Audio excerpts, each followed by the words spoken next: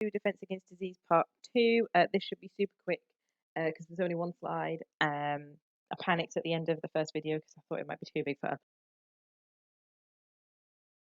Specification. Okay, so fluorine chains testing of penicillin. So at the end of the last video, we talked about antibiotics and antibiotic resistance. Fluorine chain were the scientists that actually did the investigations into penicillin. However, Alexander Fleming discovered penicillin in 1928. He wrote a paper and described his results, but didn't really pick up on the importance of what he'd found. So he didn't end up doing any additional investigation. Fluorine Chain read the paper and picked up on it and thought, well, actually, this might be something. So in the 30s, they started growing penicillin on agar plates and saw that it could actually kill the bacteria. Now, when they realized this, they thought they would need to test further. So they got 8 mice. That all of the mice had pneumonia. They gave 4 of the mice penicillin and they gave 4 of the mice nothing. And the ones that were given penicillin all got better and survived. And the ones that were given nothing all died of pneumonia. What they then did was thought, well, we'll need to test on humans. So they tested the penicillin on a policeman, and the policeman had a life-threatening bacterial infection from a scratch on his face.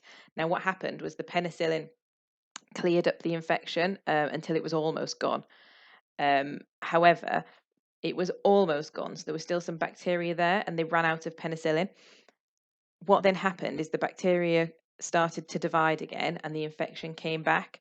And unfortunately, because the infection came back and they'd run out of penicillin, he died. However, it did work initially. What they then did was realize they needed to produce more penicillin. So they produced a lot more and tested on some more people and realized that actually, yes, it works. It does kill bacterial infections. And this was a massive scientific breakthrough. Obviously, we use antibiotics all of the time. Now, that fluorine chains example is an example of drug testing. Obviously, there's lots of ethical issues involved in what they did because they only tested on 8 mice before they moved on to a human. Did the policeman give consent? He didn't really know what was going to happen. Loads of ethical issues.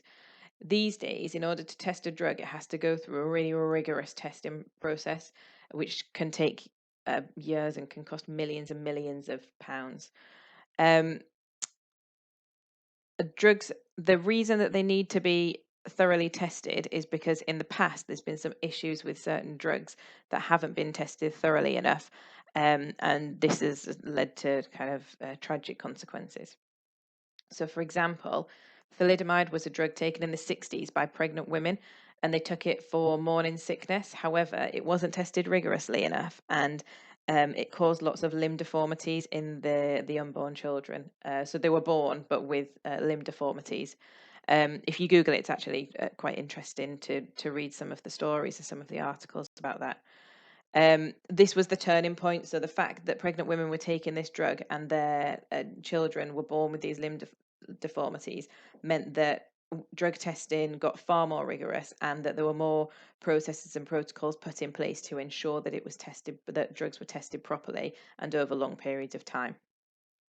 There was another incident in 2006 where a drug was tested on 6 people, but they became very, very sick very quickly with multiple organ failure. Luckily, they all survived, but they have long-term damage to their immune systems, which means that they might be more likely to contract certain communicable diseases because their immune system can't fight them off. And that's the end of 6.3.